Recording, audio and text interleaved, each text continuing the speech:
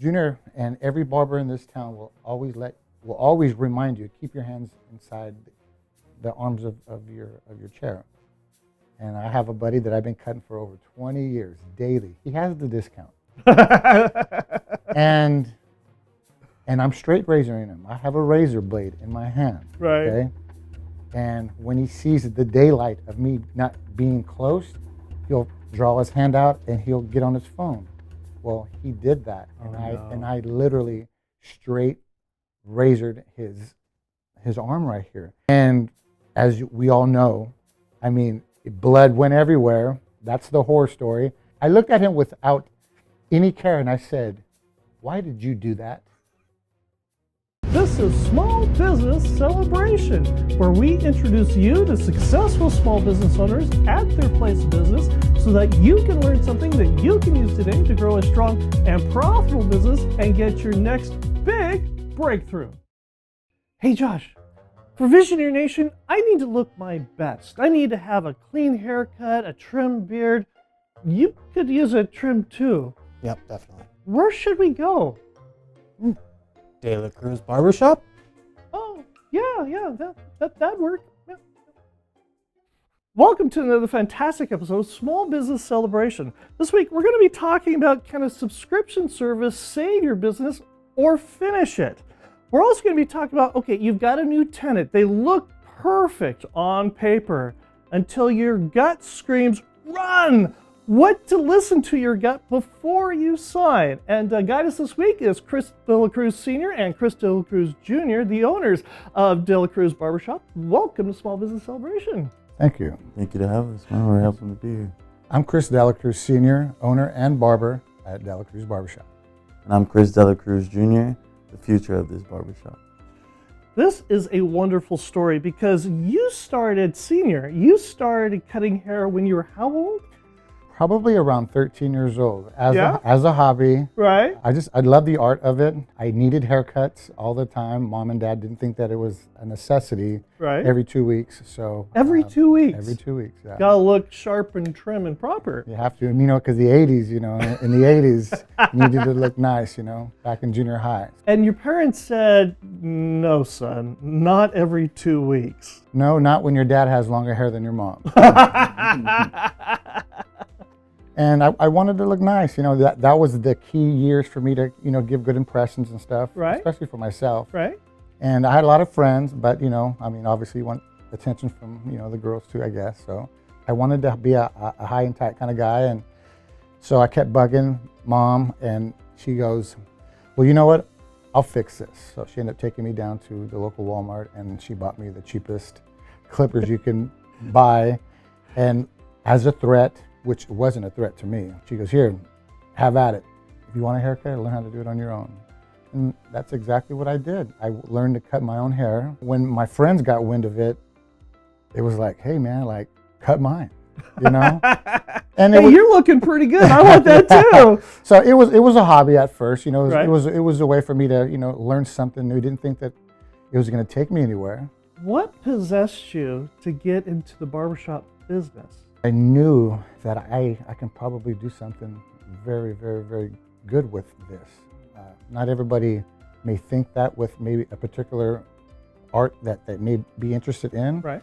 But I knew that I could do this. I knew if I can just cut the hair, being a good person and being presentable to the public was the easiest thing for me.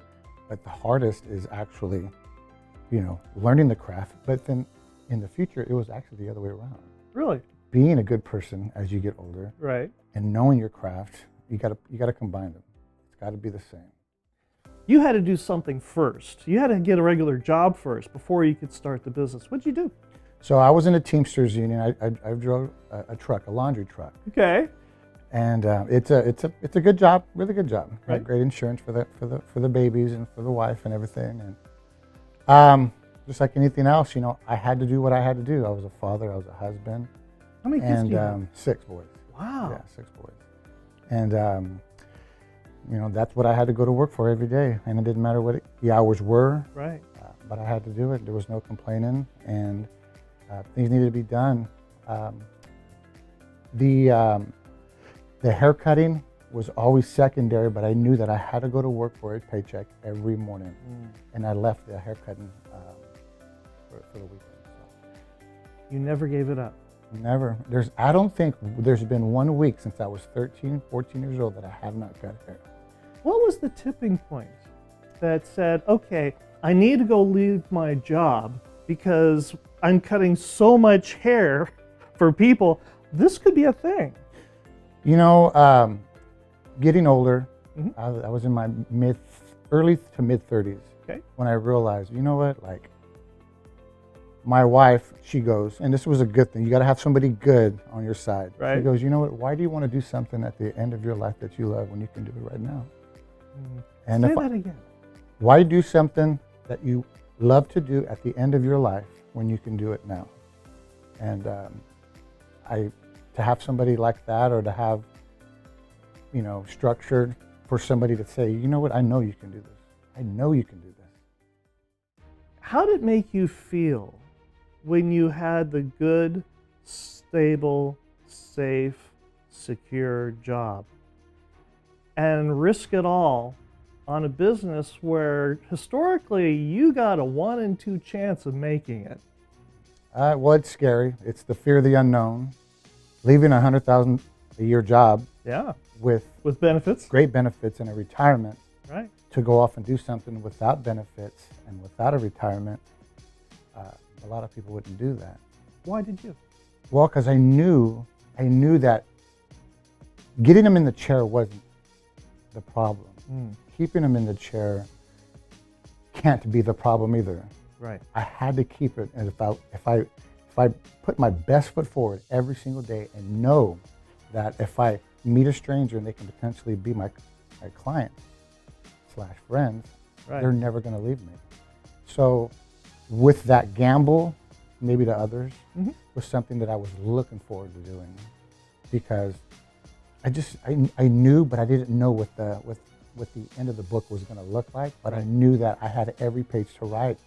I gave myself actually the pages to write in my own book. I just didn't know what the end was going to be yet. If that makes any sense. So. And your wife not only supported you, but kicked you out the door to make it happen. She did. I did start my business in the house. Right. I did it all at the house. We had a 5-bedroom home with 6 boys, so obviously do the math where the kids were sleeping. But it wasn't a problem building that 5th bedroom into a barbershop and then conducting business there while I had my regular job, building my clientele, knowing that one day when I would step forward, that I wasn't going to, so to speak, hit a speed bump or a hiccup, if you will. Now, Chris Jr., how did you get roped into all this? Because you're one of 6. Correct. And you could have gone off and done anything else. Correct. Why did you follow in your father's footsteps? He asked me originally whenever I was 17 or 16. I was a senior in high school. I was still playing sports. Wanted nothing to do with cutting hair. I'm going to be a professional athlete. I had other goals in mind, you know, but at that age, who doesn't? Then, you know, obviously you get into the real world. You have to get a real job. You have to pay bills and everything. And I understood that I had the work ethic to do anything. But when you're under somebody else's business or you're working for somebody, not everything is in your corner. The ball's not in your corner. It's more so, you know, you can work 110 hours every 2 weeks. And you can be steady there for 5 years. You know, I wanted to elevate. I wanted to grow. I seen the life that my father was able to provide for us. You know, we already have the same name. You know, we drive the same car. You know what? We love all the same baseball teams, football teams. You know, he's my father. So falling into his steps was never an issue. You know, it kind of, if anything, became more natural.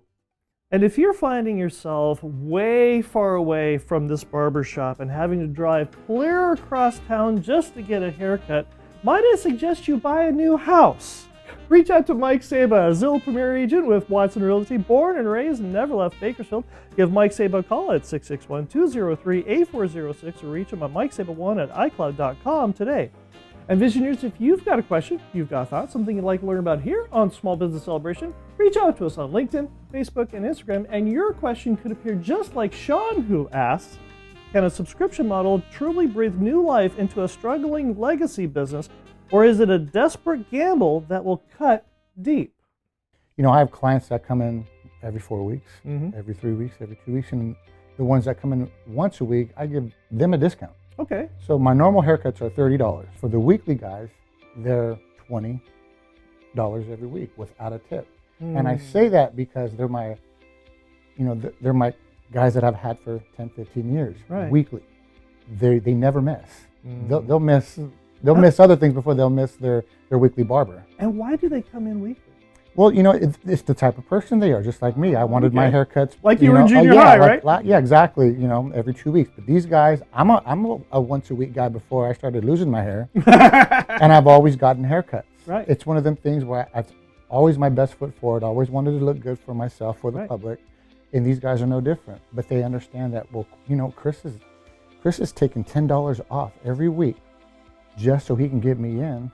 That's a good bargain. Knowing that, Chris is not in it for the money. He's in it for the friendship and the customer service. Because remember, not everybody does those things. Right. But at De La Cruz Barbershop, that's one of the things that we implement is customer service, and knowing that when it comes down to it, we're going to take care of our customers on a weekly basis. So It doesn't take a mathematician, though, long to figure out. Because you can have the customer that comes in once a month for $30, or you can have the customer that comes in twice a month for $20, or if they come weekly, it's more than that, $80. Yeah. $80. So it's a win-win. It is. I think it's the thought that counts, knowing that, going out there and understanding that, Chris is trying. He's doing it for us. Right. He's lowering that price of bread, lowering that price of eggs, Right. just so he can, come to his favorite spot. You've been with me. You know how many steaks you bought me? So giving a $10 off on a haircut on a weekly basis is the least that we do. To be honest with you, is the least that we do for our customers. The customers are they're in charge of it. I'm just still waiting for them. Right. They see all the incentives that it comes with, from the hot tail shaves to the regular haircuts to the kids' haircuts to the times that I'm open, the times that I'm closed down. I take vacations all throughout the year, Right. so I get to, on this app, have a calendar just like them, Right. that I can weed out all the days that I want off for the rest of the year, and it doesn't interfere with me or interfere with their schedule. How early do you open? I open at 6. I've been opening up at 6 for years. So And 6 why a.m. is this important? Well, because not the world doesn't start at 8 o'clock in the morning. People get off of work at 6. People go to work at 6. People have days off, and they want to come and get a haircut before they even do anything. At least they know that I'm there for them.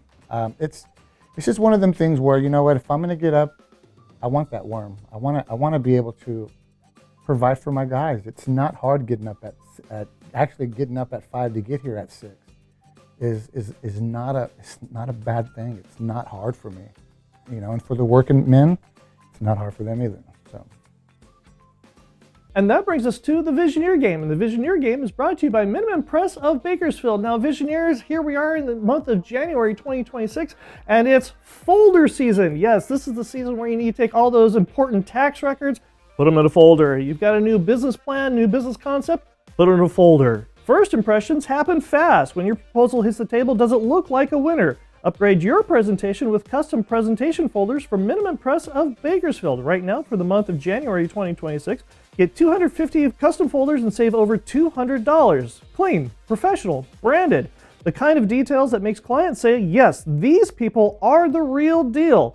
Don't show up with loose papers, show up with confidence. Call Minimum Press of Bakersfield, 661-323-7757, or visit them at mmpbakersfield.com. Now, Visioneers, if you're not familiar with the way the game works, I have a random word generator here on my phone. I have no idea what the random generator is going to create, but neither does our guests. And our guests have to take each of 3 words that I give them and somehow associate each word with their business. Now, you both do realize that if you get any of these 3 words wrong, it's going to be utter oblivion for the barbershop world. What's going to happen is barbers will disappear, the craft will be lost forever, and everybody's going to have uncontrollable hair growth for the rest of their life, and we're all going to look like hairy apes. There we go. It's all up to you. Are you ready? We're ready. Okay, your first word is ball. You know what? We are a sports family. We have sports coming in and out of this barbershop. Kids, they'll bring their gloves, which consists of a ball. Right? We got basketball players. We got not so many football players, but with a ball. I'll say baseball. Whenever I have time, I'll go out there and play catch with any of those kids, and they have a ball doing it. So. Nice, well done. That's 1 for 1. We're on a roll. Okay, our second word is instrument. Here at the barbershop, we have a lot of talented clients, friends. Whenever they come in and they're waiting, we have a guitar here so they can play that instrument. Nice, that's 2 for 2. Well done. Now, it all comes down to this. If you get this one wrong, it's all going to be for naught. Are you ready? We're ready. Okay. Your final word is assume. Clients often assume that we're not open based off our hours in the front, but we're here much later and much earlier than what you would expect. Nice, you saved the world of barbing. Well done, you. We can now all be crisp, clean, and look sharp. Well done, you. Exactly. Now that you've had this life-changing experience here on Small Business Celebration and Save the Universe, who would you like to thank?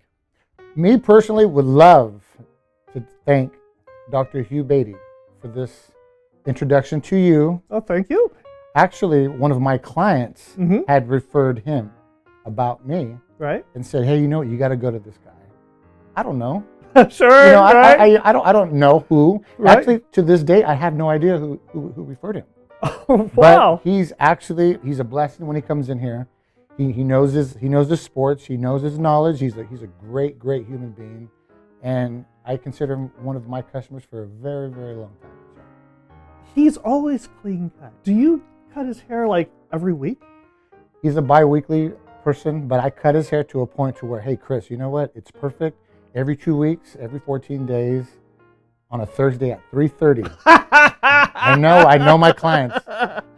Every other Thursday at 3:30, he comes in and he says, "Man, you got me looking good," quote unquote. So.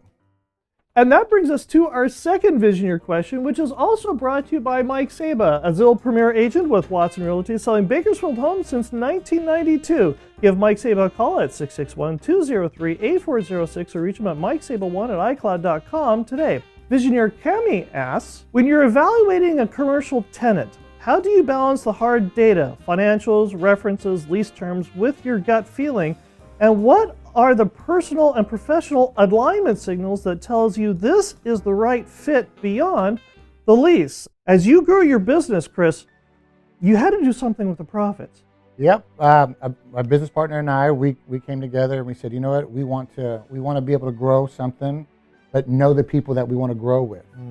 So that makes it easier for you. It's not that we're weeding out, the bad from the good. Obviously, sometimes you gotta kind of have to, pick out the corn that you want to be able to eat. Right. Picking tenants are no different. You got to understand how long they've been in business. What do they do? So you have commercial property. Well, we have this spot right here. Right. So, yeah. Knowing that, okay, well, they're family people. They understand exactly what my goals are because they have the same one. Like I said, what do they do? Do they want somewhere where they can be comfortable? Because that means a lot. Knowing your surroundings is the most important thing, and knowing who your neighbors are, literally, if it's your tenants or your actual neighbors at home. We got to protect each other. Tell me your favorite horror story. Junior and every barber in this town will always remind you, keep your hands inside the arms of your chair. And I have a buddy that I've been cutting for over 20 years, daily. He has the discount. And I'm straight razoring him. I have a razor blade in my hand. Right. Okay? And when he sees the daylight of me not being close, he'll draw his hand out and he'll get on his phone. Well, he did that, and I literally straight razored his arm right here. I mean, over his artery. I cut him as far as that blade can go. Wow. And as we all know, I mean, blood went everywhere. That's the horror story. I looked at him without any care and I said, "Why did you do that?" I didn't ask him if he was okay. I didn't say. I said, "You ought to know better than that," because he needed to get on his phone in the middle of a straight razor. It was a preventable situation, and obviously I had to clean it up. And it didn't hurt him because it was just a sharp slice. And us barbers know that I'd rather get a clean slice than a jagged slash because they hurt a lot. But this didn't hurt him. I jumped in, got a towel, tourniqueted him up, or made a tourniquet. Right. And he stopped bleeding within seconds. But I looked at him, I said, like a little kid, what did we learn here? I mean, I sliced him big time, about that far. And the blade only goes maybe about that far down. That's about what, 1/16 of an inch or yeah, something like that? about a 1/16 of an inch, but it was preventable. But don't get on a phone on a straight razor. Okay. That's the horror story. It's no secret that there's a lot of business owners who are struggling right now. What do you say to those business owners who are having a difficult time and let them know that it's going to be okay? Well, it's better than working in a warehouse. It's better than doing what you were doing before. We get paid every day. That's the positive of what we do. And we get to see our friends and family. They finance our life. There's a lot more things in this world that could be worse than what the day that you're having now. Chris came in and he had a bad day yesterday regarding his dog. But you know what? Those are the barber. If you're successful, those are the bad days that we have. It's about our dog, running away and into the streets and whatnot. But it can only get better. Our bad days are not bad days. We're together. We come in with key in hand into a place that we made. You know what? Take pride. It doesn't matter what your company's called. It doesn't matter who works for you. Understand that, always put your best foot forward. Understand that, you're in business for a reason. Someone's giving you a chance, but most importantly, you give yourself a chance. Bumps are always going to be on the road. There's forks all along every straight road. You got to stay straight. Don't put the blinker on unless you got to put gas in. Every business, every corner has had a first day. Every corner has had a bad day, and every corner has had a great day. And how are we going to go through those days? Smooth. Chris? Mm-hmm. Chris? Thank you for joining us here on Small Business Celebration. This has been a real treat. Thank you. Thank you. Thank you very much. And if Visioneers want to learn more about what you have here, how do they do that? Okay, so I have an Instagram, Crispy Cuts. We also have our own Instagram, De La Cruz Barbershop. If you want to get a hold of me, my phone number is 661-421-9216. I also have a booking app. You can find me on Booksy.com as Chris De La Cruz Jr. at De La Cruz Barbershop. You can find me at De La Cruz Barbershop at 1328 34th Street on the corner of 34th and K. I do have a booking app. I'm under Booksy.com in your smartphone. I'm under Chris De La Cruz Sr. And you can find me there, and my phone number is 661-703-4763. And I'll be right back with my final thought. Forget about the last play. Forget about the last play. At the time of this recording is the playoff season for the National Football League, and recently there was a game between the Philadelphia Eagles hosting the San Francisco 49ers. And for NFL aficionados, we know that playing at Philadelphia is difficult. Well, that's kind of an understatement, actually. It's really hard. Why? Because in January, not only is it cold, but it is a wet, humid cold as well. That football is like a rock.